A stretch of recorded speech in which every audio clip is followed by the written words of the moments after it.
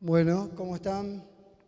A ver, no sé si quedarme acá abajo para apoyar la Biblia. Vamos a subir acá. Eh, si hay preguntas del día de ayer, también las ponemos ahí y las contestamos juntas. Eh, la idea de hoy es seguir viendo un poquito los poderes en conflicto. Habíamos dicho que el mensaje principal de Daniel a los reyes de esta tierra era: los reinos de este mundo van a pasar y el reino de Cristo que viene va a durar para siempre. Entonces vamos a ver cómo eso cómo ese mensaje comienza a tener forma desde el principio mismo del libro. ¿Podríamos apagar esta, Mauro? Acá. Ahí está, así se lee un poco mejor. A ver, ahí está. Muy bien. Siempre da la impresión que los más fuertes, en la jungla siempre los más fuertes ganan, ¿no? Y en este mundo da la impresión de que es así. Pero el libro de Daniel, desde el principio hasta el final, muestra que los que son fieles a Dios y confían en Dios siempre triunfan, ¿no? Como ocurre en este libro seguido. Vamos con la pregunta número 1. Ya en la introducción del libro, en el primer versículo de todos, Daniel 1:1, este libro presenta el gran conflicto como resumido en dos capitales, dos ciudades capitales, ¿no? ¿Cuáles son esas ciudades? Daniel 1:1. En el tercer año del reinado de Joacim, rey de Judá, vino Nabucodonosor, rey de Babilonia, a Jerusalén y la sitió. ¿Cuáles son las dos ciudades que ahí nombra? Ahí está. Jerusalén y Babilonia. Esto es importante porque, a ver, es importante, ahí. Bueno, Jerusalén y Babilonia. Es importante porque estas dos ciudades se vuelven como un símbolo de acá en adelante, de esta parte de la Biblia para adelante, se vuelven como un símbolo, ¿no?, de la capital del pueblo de Dios y de la capital de los enemigos de Dios. Babilonia desaparece, es destruida en un momento de la historia y, sin embargo, Apocalipsis sigue hablando de Babilonia para simbolizar toda la fuerza del mal. ¿Se entiende por qué es importante? Son dos ciudades. La primera, que se llama Jerusalén, capital del pueblo de Dios. Esta es la unión de dos palabras, Jerusalén. Jerús, que quiere decir ciudad en hebreo, y Shalom, que quiere decir paz. O sea, Jerusalén significa ciudad de la paz, ¿no? En realidad, Shalom es mucho más que paz.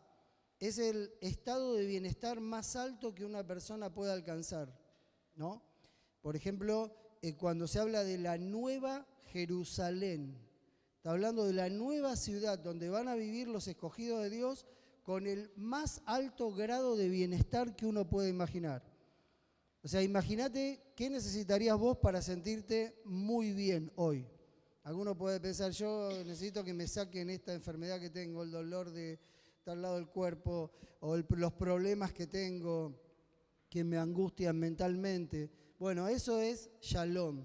Es el máximo estado de bienestar, no perturbado por ninguna cosa, con pleno contentamiento, plena alegría que una persona puede tener. Entonces esta ciudad se llamaba ciudad de eso, del bienestar supremo, de la paz, ¿no? Y era la capital del pueblo de Dios. Por eso, como digo, se va a tejer toda la Biblia de ahí en adelante con este símbolo. Aún cuando Jerusalén estaba destruida, se seguía hablando de la Jerusalén, ¿no?, la capital del pueblo de Dios, y tenemos a la nueva Jerusalén. Y por el otro lado está Babilonia, que significa en su idioma original caldeo, puerta del cielo. Y los judíos, el pueblo de Dios, le cambiaba solamente el sonido de una de las vocales para que en hebreo sonara como la palabra confusión. Ellos la llamaban así, pero los originadores de esta ciudad le pusieron la puerta del cielo, porque ellos decían que entrando a los placeres que se vivían en Babilonia, que fue la primera ciudad-estado del mundo, de toda la existencia humana, ahí los primeros capítulos de Apocalipsis dicen que Caín fundó una ciudad, pero no tenía un gobierno. La primera ciudad con gobierno aparece en Génesis 10, si quieren ir ahí lo leemos, porque no está en la hoja, y fue fundada por un personaje nefasto y conocido en la historia bíblica, que es Nimrod. Nimrod, el famoso cazador, es el fundador de la ciudad de Babilonia. Cuando va nombrando a los descendientes no de Sem, sino de sus hermanos, en primer lugar, los de Cam, en este caso, llega la Biblia a Nimrod. ¿Lo ven ahí? Fíjense en los versículos, acá tengo poca luz y la letra media chica. Y dice que fue el principio de su reino, del reino de Nimrod, fue Babel. Este fue vigoroso cazador, habla un poquito antes, perdón. Estamos en Cus engendró a Nimrod, es el versículo 8. 10, o sea, capítulo 10, versículo 8. Cus engendró a Nimrod, quien llegó a ser el primer poderoso de la tierra. Este fue vigoroso cazador delante de Jehová, por lo cual se dice, así como Nimrod, vigoroso cazador delante de Jehová. Y fueron cabeceras de su reino Babel, Erec, Akkad y Calne, ciudades de la tierra de Sinar. La primera ciudad que fundó el invasor, porque los hijos de Cam, cuando se dividió la tierra, habían agarrado la zona de Egipto hacia abajo, la zona de África. En el momento de repartir la tierra, los 3 hijos de Noé tuvieron la tierra. El territorio semita de Sem era el que actualmente conocemos como desde Israel hacia el oeste sería, llegando a los reinos que están más al oeste. Ese territorio era de Sem, de toda África era de Cam, y Jafet es el fundador de los países europeos. Ahí ustedes encuentran después algunos descendientes que nombran que son padres de ciudades. Javán, Grecia, y en fin, un montón más que hay ahí citados. Entonces, este invasor, Nimrod, a todos los demás los nombra la genealogía bíblica, pero cuando habla del fundador de Babilonia, le dedica todo el párrafo que leímos recién. No dice solo su nombre, porque este hombre es clave en la historia, ¿no? No solamente es el fundador de las ciudades, en oposición a la voluntad de Dios, es el fundador de lo que nosotros llamamos después paganismo, es el primero que adoró al sol, según los autores extrabíblicos de la tradición histórica que se vino escribiendo, y es el padre de muchos otros males, ¿no? que sobre la tierra hay, que comienzan a partir de Nimrod, que funda la primera ciudad-estado. Él invadió las tierras, fue a buscar la zona, yo creo, en que se comentaba que el Edén había estado, porque vieron que dice que el Edén estaba atravesado por 4 ríos. Uno era el Éufrates y otro era el Tigris, que ahí lo llama con su otro nombre. Pero entonces él buscó alguna zona entre el Éufrates y el Tigris, que es la Mesopotamia de ese lugar, lo que hoy es la zona de Irak, de Irán, y estableció ahí una ciudad-estado sobre el río Éufrates. Por eso Babilonia se la presenta en Apocalipsis sostenida por muchas aguas, porque a Babilonia le pasaba el Éufrates por adelante. Y bueno, después fundó las otras ciudades que están ahí sobre los otros ríos, por ejemplo, Nínive, que significa ciudad de Ninus, que es otro nombre de Nimrod. O sea que este Nimrod es el autor de esta Babilonia, que es la primera ciudad-estado opuesta a Dios. Ahí dice que Nimrod estaba delante de Dios, quiere decir, se le paró adelante como para hacerle frente, ¿no? Opuesto a Dios. Flavio Josefo, el historiador, dice que esa actitud tenía Nimrod porque estaba como enojado con la maldición que había caído sobre Cam y sus hijos, sobre Canaán, uno de los hijos de Cam, ¿no? Este es nieto de Cam, 13ª generación, él funda Babilonia y entonces Babilonia se vuelve el símbolo del mal. Ahora vamos a hablar de la Babilonia real, puerta del cielo, según ellos, ¿no? Ahí se construyó la Torre de Babel.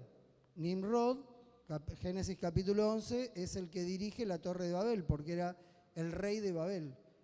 Dicen los historiadores seculares, y así está registrado en las bibliotecas y museos del mundo, que Nimrod es el rey más antiguo que se puede rastrear. O sea, no hay ningún rey que la historia pueda rastrear antes de Nimrod, el poderoso cazador, como dice ahí, ¿no? Un hombre fuerte de manos, como se lo describe.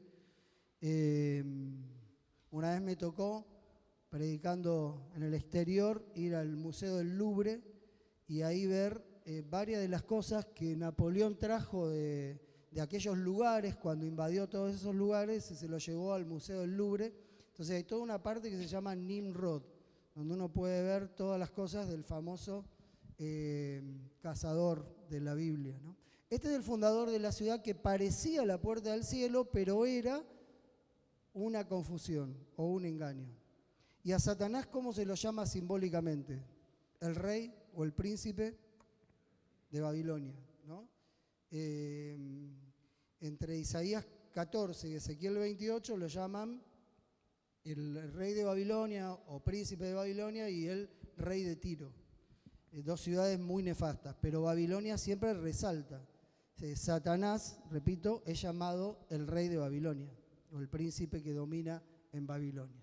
Entonces, ¿qué permitió Dios que ocurriera cuando esta tercera cabeza mundial, ya habían pasado Egipto y Asiria, y ahora estaba por comenzar el tercer gobierno mundial de esta tierra, que era Babilonia, ¿no?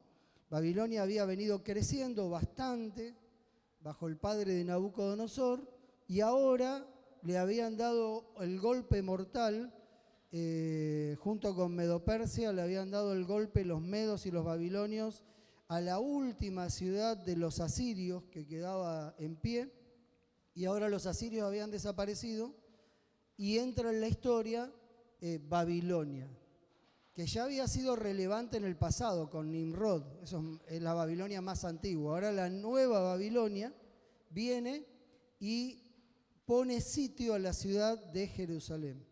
De paso, Jerusalén había desobedecido la voz de Dios a través del profeta Jeremías, que había empezado a predicar 4 años antes de esta desgracia, y él decía: no hagan alianza con Egipto y con Asiria, porque ellos no van a prosperar.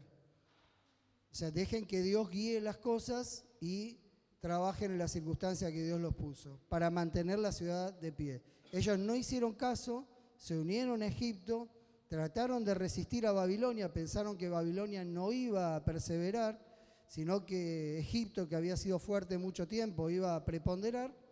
Apostaron mal, fuera de lo que Dios había revelado por sus profetas. Y entonces, ¿qué pasó? Daniel 1:2, ¿lo leemos?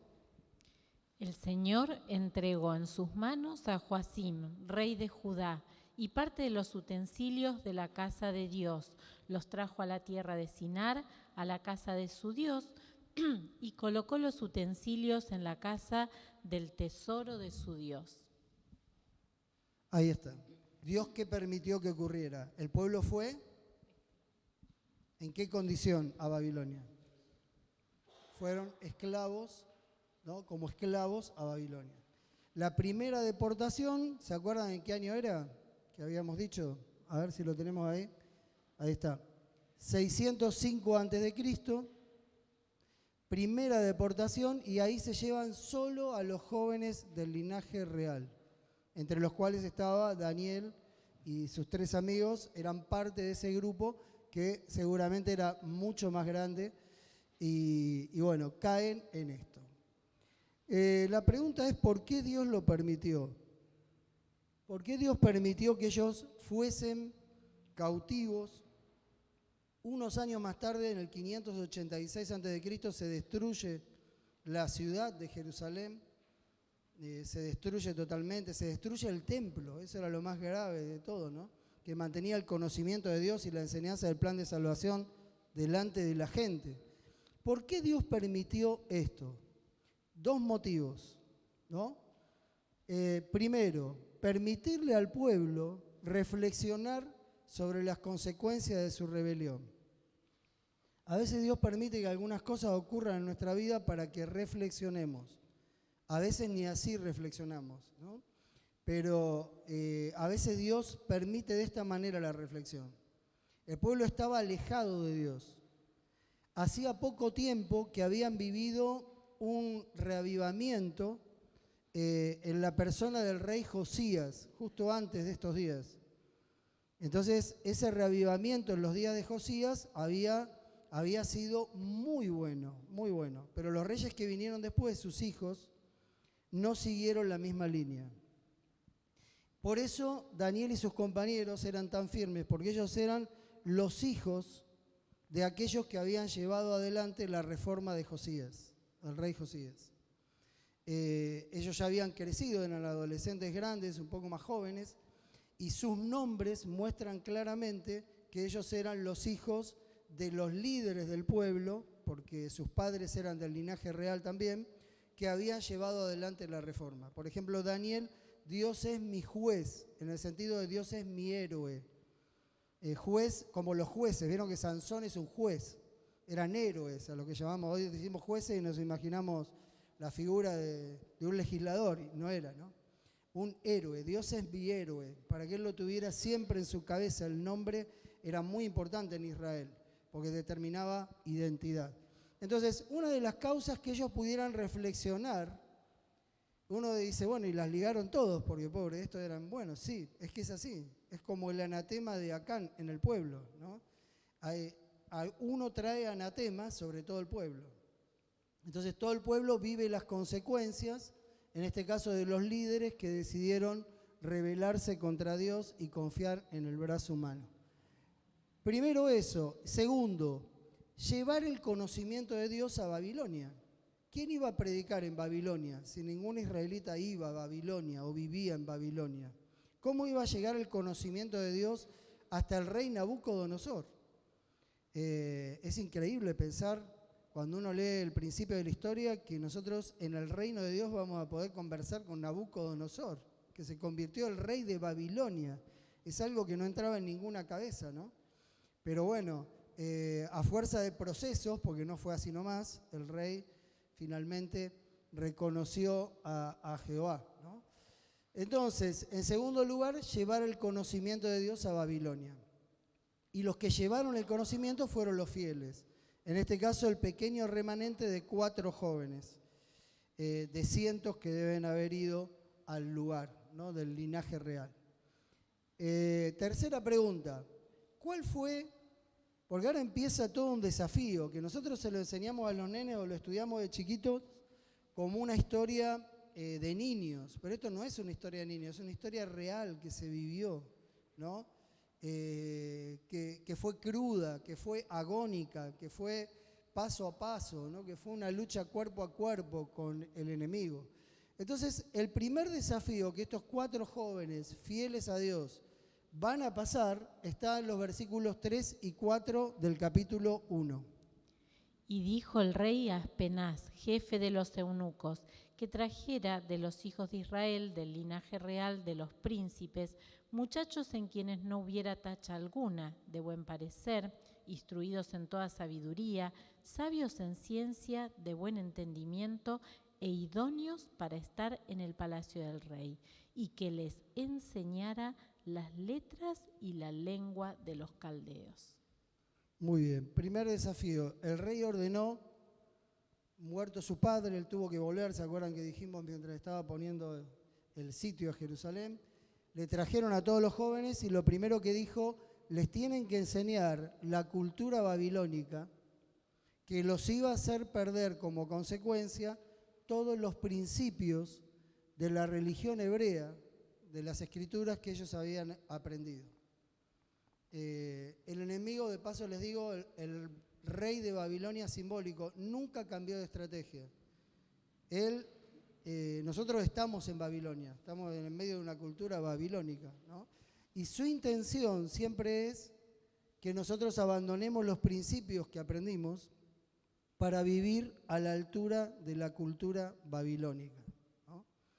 Entonces, decidió que estos jóvenes iban a ser honrados en la corte, iban a ir a estudiar la lengua, en primer lugar, el lenguaje de los caldeos, de los babilónicos, y después toda su ciencia, como ellos le enseñaban, con mucho de adivinación, con mucho de astrología, con varias cosas. De paso eran bastante avanzados en muchas cosas. Y en algunas cosas habían dado en la tecla de tanto estudiar, ¿no? Este lugar avanzado como era Babilonia. El tema de medir a la hora como 60 minutos viene de los babilonios. Todo lo que es 6, ellos tenían un sistema sexagesimal. Por eso la Biblia habla del número de la bestia como un triple 6, 666. Ellos contaban del 1 al 6, nosotros tenemos decimal hasta el 10. La estatua de Nabucodonosor, que vamos a ver uno de estos días, era de 6 codos por 60. Todo para ellos era 6, ¿no? Y bueno, vamos entonces de paso, los 360 grados del círculo son 60, 6 veces 60, ¿no? También viene de los babilonios, esa manera de hacer geometría. O sea, ellos avanzaron mucho en las ciencias y era el lugar evidentemente más avanzado. Esto vino bien, ¿no? Porque el pueblo de Dios pudo completar sus conocimientos también, en el caso de los príncipes, en ese lugar. Pero él los quería hacer adoptar la cultura babilónica. O sea que el primer desafío que tuvieron fue un desafío cultural, que vos y yo tenemos también, todos los días. Un desafío con todo lo que implica la cultura. La cultura es una gran bolsa donde hay muchas cosas. Incluye la música que escuchás, la comida que comés, la ropa que vestís. Todo eso es tu cultura, las ideas que dominan, ¿no? Ahí había muchas ideas dominando entre los babilonios. El rey fue muy astuto porque puso a los jóvenes en contacto con otros jóvenes. Iban a estudiar juntos con los jóvenes babilónicos. Y sabía que los jóvenes babilónicos le iban a hablar a los hebreos. Yo me imagino el primer día del encuentro, ¿no? Estaban todos los jóvenes extranjeros, se juntan 2 jóvenes extranjeros. Hace poquito estuvimos en Brasilia juntándonos con distintas nacionalidades, ¿no? Entonces lo primero que le preguntás es, sí, ¿cómo es la vida allá? Le preguntás las cosas más importantes de la cultura. La religión era lo más importante. Yo me imagino cuando los jóvenes babilónicos le preguntaron a los israelitas, dicen, ¿cómo es la religión de ustedes? ¿Cuántos dioses tienen? Por eso estaban llenos de dioses, ¿no? Uno para cada cosa. Y entonces ellos le dicen, no, nosotros tenemos un solo Dios. Lo adoramos en un templo que nos enseña el camino de la salvación, el templo de Jerusalén. Ah, qué interesante, dice. ¿Y las sacerdotisas? No hay sacerdotisas.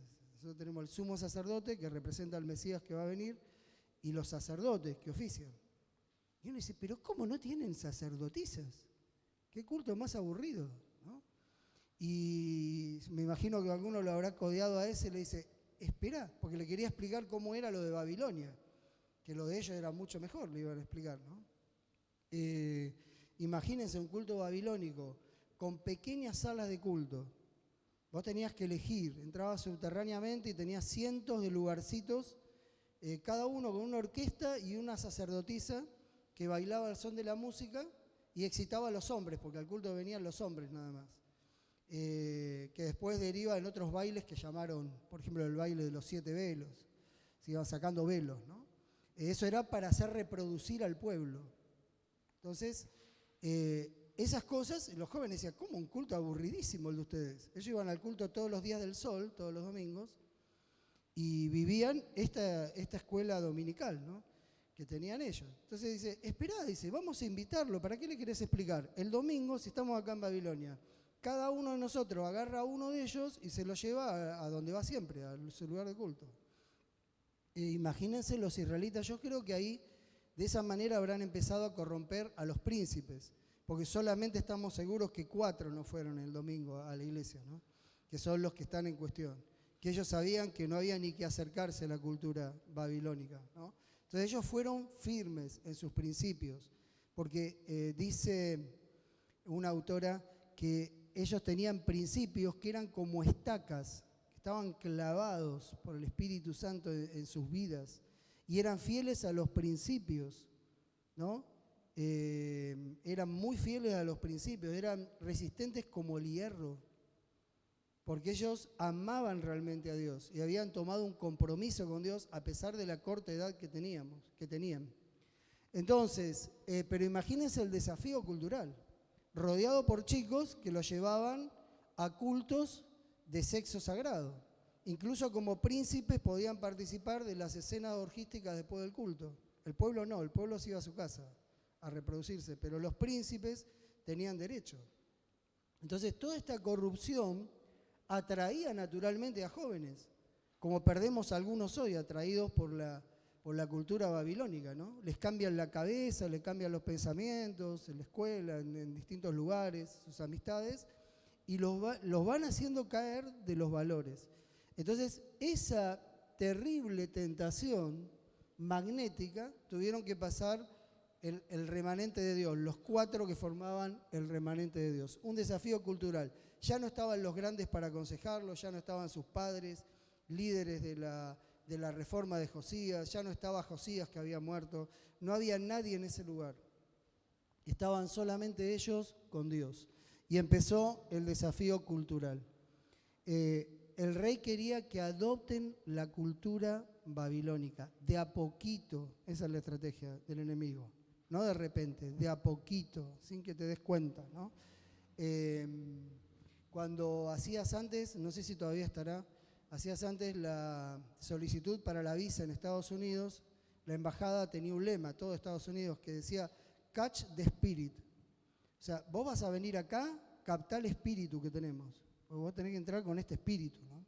Algo así era Babilonia. Si vos venís a Babilonia, captá el espíritu, ponete en la onda de Babilonia, ¿no? Porque vos sos anticuado, venís de pueblos que son sometidos y vencidos. Vos tenés que venir y ponerte en órbita. Lo que quería hacer el rey era la estrategia del indio que se comió la rana. ¿La conocen? El indio que se comió la rana. Dice que una vez había un indio que tenía hambre y vio que venía saltando una rana y como con pinza, con 2 dedos, la agarró de las axilas en el aire y la trajo, ¿no? Para esto ya había puesto la olla grande, bien alta, y los leños abajo y ya estaba prendida.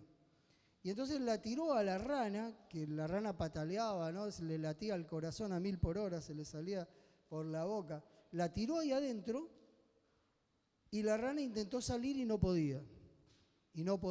¿No? Y entonces con el tiempo se empezó a calmar, hizo muchos esfuerzos por salir, pero con el tiempo se empezó a calmar y pensó, yo soy una rana, me encanta esto, la humedad que hay acá, el vaporcito que empezaba a salir de a poquito del agua. El agua está preciosa. ¿Y qué más quiero? Esto es un placer para mí, porque para la rana era un placer estar ahí.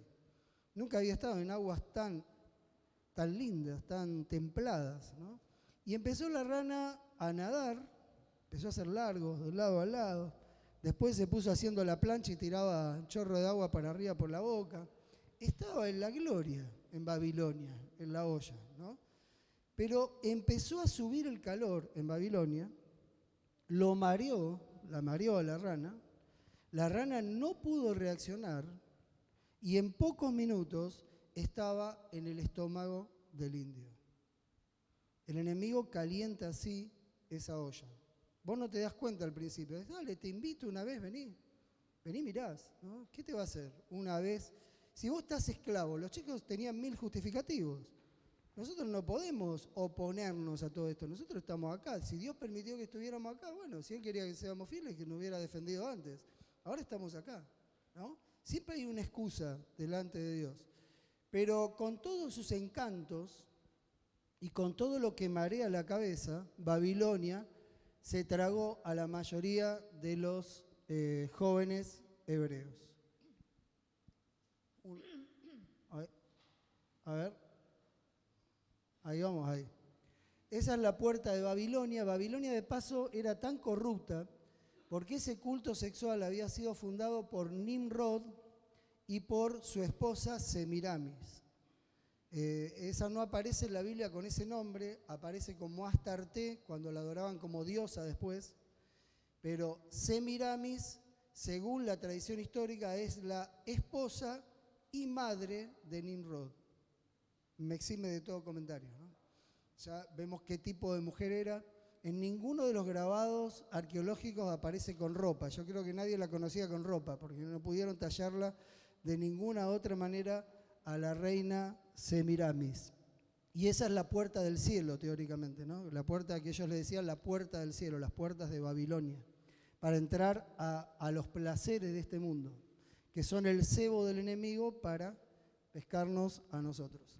Entonces, no sufrieron solo un desafío cultural, con todas esas cosas de las cuales la religión quizás sea la más notable. No sufrieron solo ese desafío. Sufrieron un segundo desafío que está en los versículos 5 y 6. Y le señaló el rey una porción diaria de la comida del rey y del vino que él bebía, y que los educara durante 3 años, para que al fin de ellos se presentaran delante del rey.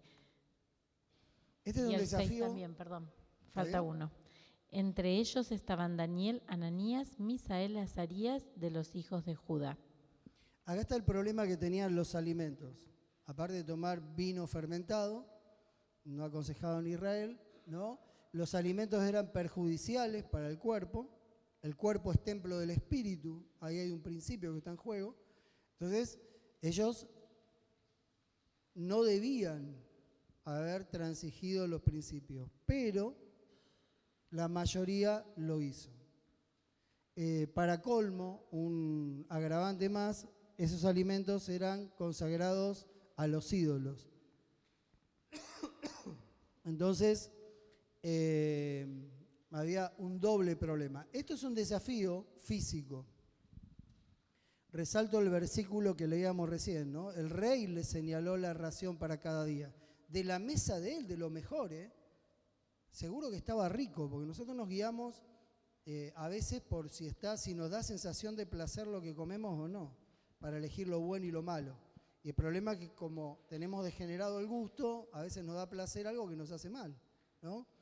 Y el rey tenía muchas comidas que seguramente agradaban al paladar, que los chicos nunca habían comido. Probaron cosas que nunca habían comido.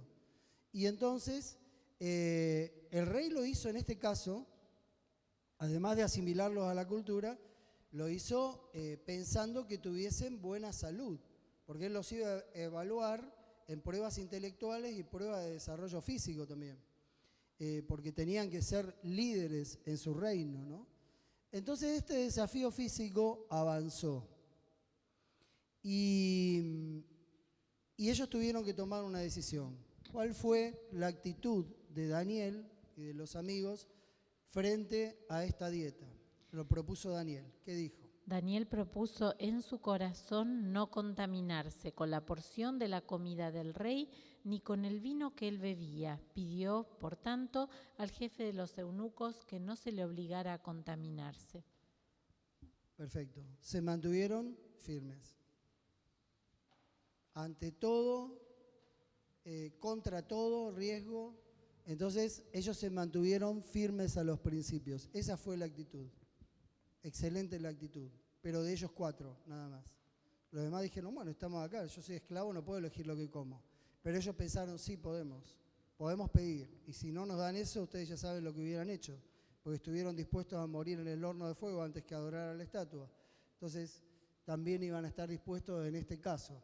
Entonces ellos pidieron los alimentos que realmente Dios había indicado, la dieta del Edén, diríamos. Legumbres y agua, básicamente, ¿no? Y las demás cosas. Y le dijeron, lo convencieron al jefe de la guardia que haga una prueba por un tiempito nada más. Y después evalúa, ¿no? Y oraron, porque esto va, yo hago y oro atrás de esto, ¿no? Para que Dios muestre en ese tiempo. 10 días era lo mínimo tiempo que se podía hacer una prueba en ese entonces. 10 días era hablar de nada, ¿no? Muy poco tiempo, aunque sea probar por 10 días. Y vas a ver qué resultado tenemos, ¿no? Este versículo es lindísimo. Daniel propuso en su cabeza, su corazón, su pensamiento, no contaminarse con la porción de la comida del rey, ni con el vino que él bebía. Pidió, por tanto, al jefe de los eunucos que no lo obligase a contaminarse. Estaba dedicado a los ídolos, además, ¿no?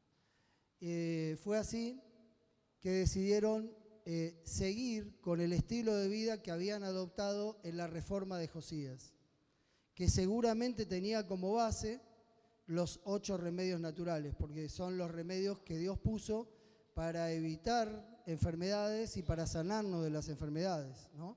Y los repasamos brevemente, porque muchos de ustedes ya los conocen, ¿no? El agua, ellos pidieron agua, no el vino del rey, agua.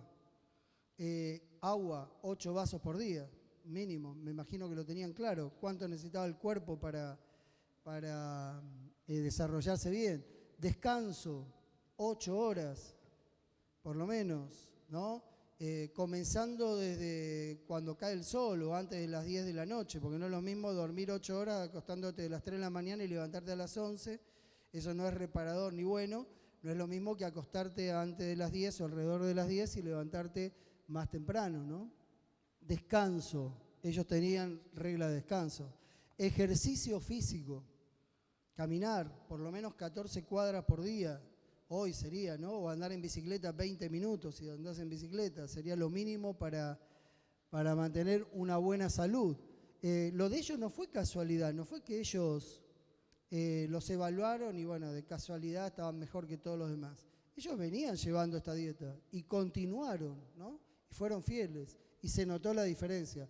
Luz solar, exponerse a la luz del sol para que se realicen los procesos químicos que desarrolla la protovitamina D. Entonces hay que exponerse a ciertas horas hoy, ¿no? Que tenemos todos los problemas, pero nos tiene que dar, aunque sea en las mejillas, en las palmas de las manos, nos tiene que dar el sol. ¿Qué más? Forma la palabra adelante. Ya tengo ADL, una A, aire puro. Respirar aire puro, que en la ciudad es difícil, salir un poquito donde hay vegetación, respirar y tener los pulmones, respirar profundo. A veces respiramos cortito y cambiamos el aire de arriba, ¿no? Y la base del pulmón queda con lo mismo. Tenemos que hacer respiraciones importantes. Ahora viene la N de nutrición saludable. Acá pega más duro, ¿no? Un poco, porque hay que hacer la elección de Daniel, ¿no? ¿Qué vas a comer? O sea, ¿qué es lo que Dios indicó? ¿Cuál es el combustible para este auto, para este organismo? Porque el organismo no es mío, ese es el principio de fondo. Entonces, este organismo es el templo del Espíritu Santo que me lo dio Dios para administrarlo. Entonces yo lo tengo que cuidar. Nadie vendría a manchar el templo, sus paredes, ni a hacer nada en este lugar, porque acá se adora a Dios. Entonces, en nuestro cuerpo también, nutrición saludable. Ahora viene la T, temperancia, y la E, de esperanza. Temperancia es el equilibrio, ¿no? O sea, ser equilibrado. No es de lo malo nada y de lo bueno todo, sin límite. No es así. Es de lo malo nada y de lo bueno con moderación. ¿El maní es bueno? Es buenísimo. Pero si alguno de nosotros come, y algunos podríamos llegar a comer si nos dejan, 1 kilo de maníes en una sola ingesta o 2 kilos, va a tener un problema gravísimo. Pero ¿cómo si el maní es bueno? Sí, pero en cantidad. Vos ya estás pasando la proteína, estás pasando todo, ¿no? Y tenés ya contraindicaciones. Entonces, equilibrio, temperancia y esperanza en Dios, que eso los hacía distintos de todos los demás. Ellos tenían esperanza, confiaban en Dios, por eso hacían lo que hacían, porque ellos confiaban realmente en Dios. Sexta pregunta, ¿qué le propuso Daniel al mayordomo? Ya lo habíamos dicho, ¿cuál fue el resultado? Vamos hacia cuál fue el resultado, a ver. Sí. El resultado. 11 al 15, leamos. Sí, sí. Bueno, entonces dijo Daniel a Melzar, a quien el jefe de los eunucos había puesto sobre Daniel, Ananías, Misael y Azarías: te ruego que hagas la prueba con tus siervos durante 10 días, que nos des legumbres para comer y agua para beber. Compara luego nuestros rostros con los rostros de los muchachos que comen de la porción de la comida del rey, y haz después con tus siervos según veas. Consintió pues con ellos en esto y probó con ellos durante 10 días. y al cabo de los 10 días pareció el rostro de ellos mejor y más robusto que el de los otros muchachos que comían la porción de la comida del rey. Así pues, Melzar se llevaba la porción de la comida de ellos y el vino que habían de beber y les daba legumbres. Melzar pensaba que hacía un buen negocio, se llevaba comida de primera para la casa y traía, ¿no?, comida sencilla y barata para los otros. 2 pruebas pasaron. La primera era un parcialito, diríamos, si estábamos en un parcial, porque el final venía después de 3 años, en Daniel 1:20, que no lo leímos, ¿no?, porque ahí el rey iba a tomar el examen. Primero, este parcial, dentro de 10 días, y evaluaba solo el líder, el coordinador de la comida, Melzar. Y él se dio cuenta que su rostro, el aspecto general, era mucho mejor de ellos 4 que del resto de los chicos. Por eso siguió. Pero a los 3 años fueron a parar al examen final tomado por el rey. Y ahí fueron considerados 10 veces mejores, no que los chicos, porque acá eran mejores que los demás chicos que estaban en el palacio. Ahora eran 10 veces mejores que los magos y astrólogos del reino, que todos los sabios del reino eran mejores intelectualmente, físicamente, que los mejores del reino. Estos son certificados que Dios da a los que siguen sus consejos en el régimen de la salud. Porque esto es ley, causa-consecuencia, ¿no? No hay otra manera. Dios lo indicó, pero solo el que lo siga puede disfrutar de obtener este galardón, esta condecoración de Dios. Daniel 1:20, en todo asunto de sabiduría e inteligencia que el rey los consultó, fueron hallados 10 veces mejores que todos los magos y astrólogos que había en su reino. Y habían comido esto, que empieza a ser muy rico cuando vos empezás a disfrutar los sabores de las cosas sanas, porque el gusto se educa. A mis nenes ya los tenía, ahora ya aprendieron algunos, que los tenía locos con ese tema. El gusto, nosotros no nacimos con el gusto, me gusta o no me gusta. El gusto se educó. Vos relacionás sabores con algunos momentos de tu vida, con alguna cosa, y entonces, tanto los sabores de lo líquido como de la comida, y entonces vos procedés a alimentarte de esa manera, ¿no? Puede ser que alguno tenga un gusto más ácido o más dulce, ligeramente, pero en líneas generales el gusto se educa. Si no, acuérdense de la historia, los que la conocen, del pastor Alejandro Bullón, cuando cuenta que fue a la casa de su novia. Eso, las papayas a él le detestaban porque las tenía mal relacionadas, y para no quedar mal con los suegros, que era la primera vez que iba, tuvo que comer y se dio cuenta que era la comida preferida de ellos y de su novia, que iba a ser su esposa después. Y lo tuvo que comer siempre, lo comía por disciplina al principio, pero la repetición le ayudó a, como que a resetear su gusto, y hoy por hoy es la fruta que más le gusta, ¿no? La papaya. ¿Cómo pasó esto? Porque educó el gusto. Unas cuantas repeticiones, dicen que 40 repeticiones de un hábito intelectual, de un pensamiento intelectual se forma en un hábito. Y en la comida dicen que es 36 veces, si no me equivoco. Así que prueben comer 36 veces algo que no les gusta y es bueno, y les va a gustar, les aseguro. Si no, cualquier cosa se quejan y me avisan, pero suelen no fallar. El problema es llegar a 36 veces, algo que no nos gusta, ¿no? Vamos. ¿Por qué le cambiaron los nombres a Daniel y sus compañeros? ¿Cuál era la estrategia del rey? Porque eso no fue así. El rey lo podía haber seguido llamando Daniel. ¿Por qué lo tenía que llamar Beltsasar? ¿Por qué le querés cambiar el nombre si todos lo conocen como Daniel? Había una estrategia. ¿Qué dicen? A estos el jefe de los eunucos puso nombres: a Daniel Beltsasar, a Ananías Sadrac, a Misael Mesac y a Azarías Abed-nego. Claro. Todos los nombres que ellos tenían expresaban la fidelidad de ellos a Dios, se los habían puesto los padres, para que nunca se olviden de la reforma que habían hecho y de que Dios era su Dios. Por ejemplo, como dije, Dan, juez, el Dios en singular. Dios es mi héroe.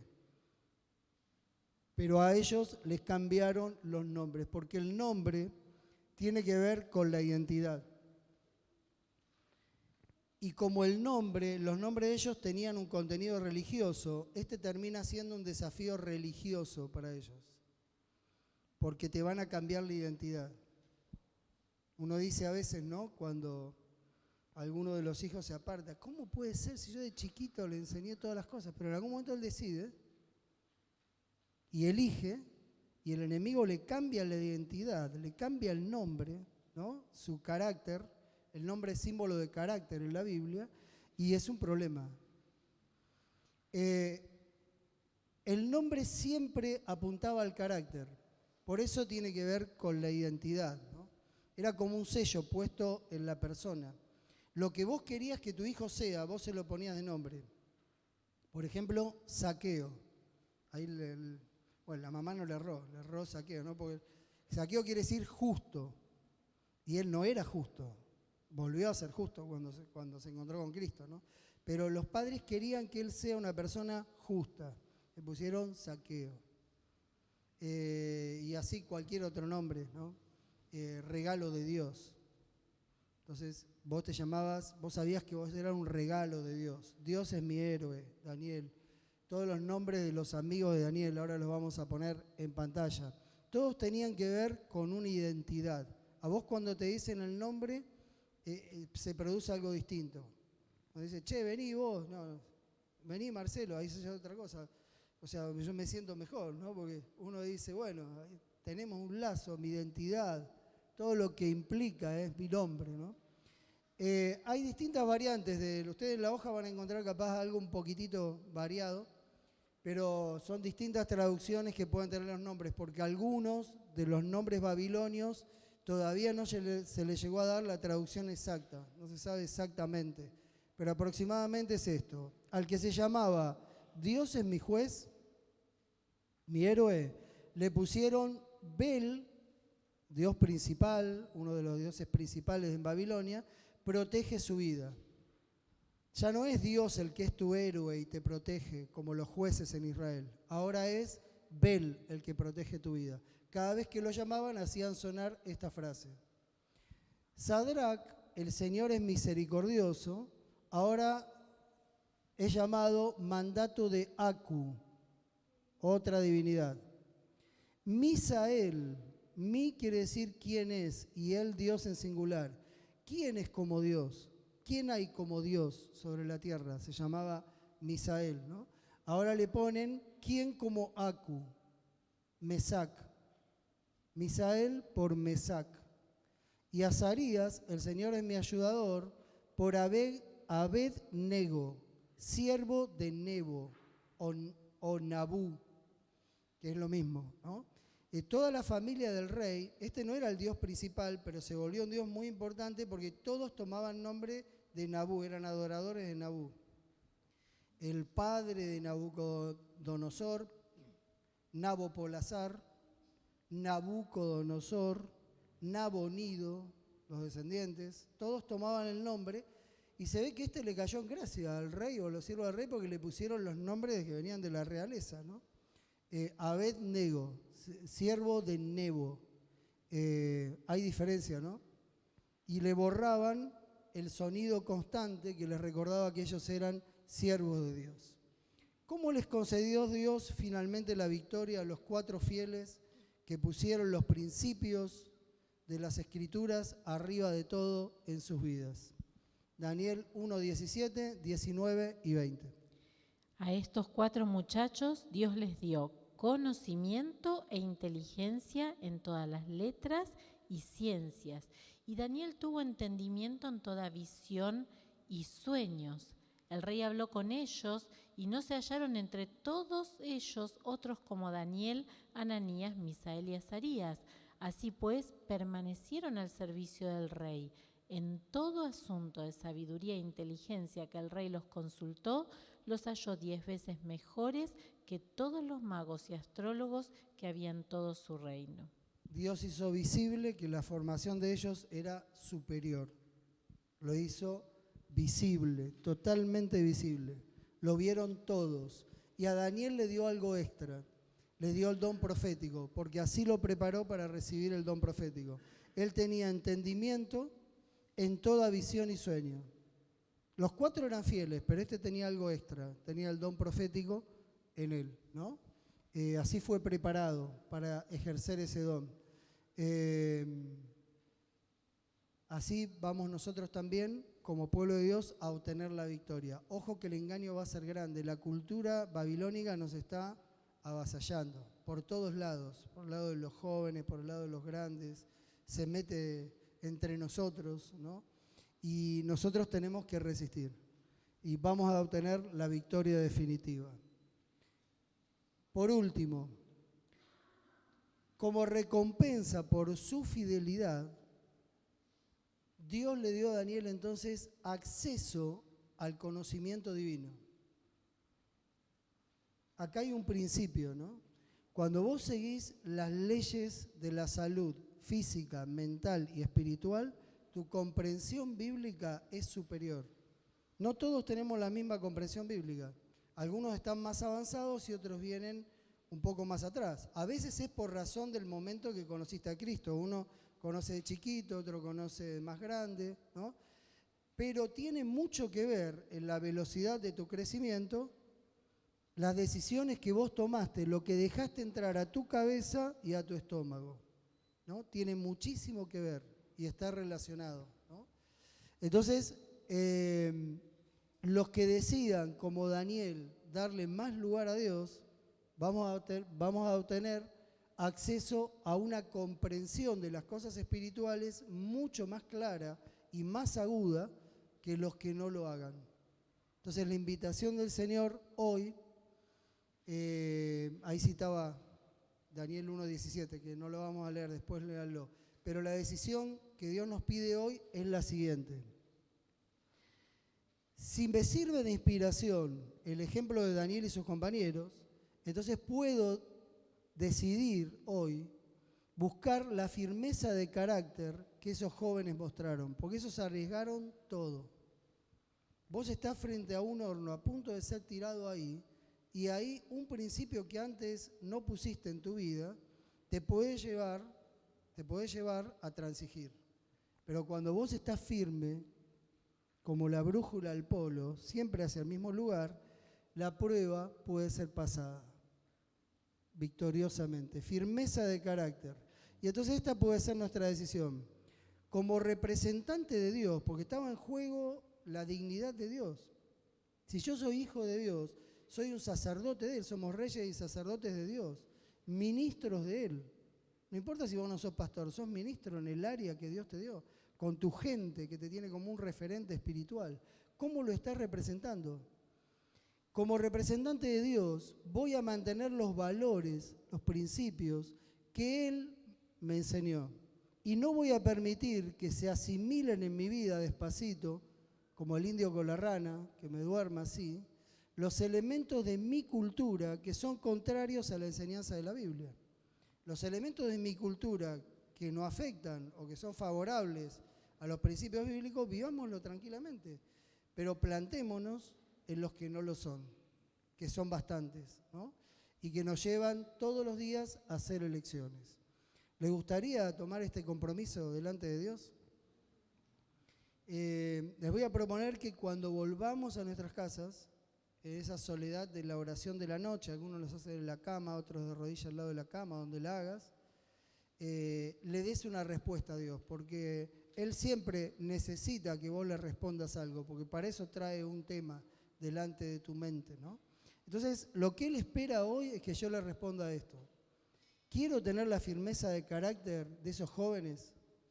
¿Me voy a mantener en los valores cristianos, aún en esos puntos que mi cultura enseña una cosa distinta a lo que enseña la Biblia?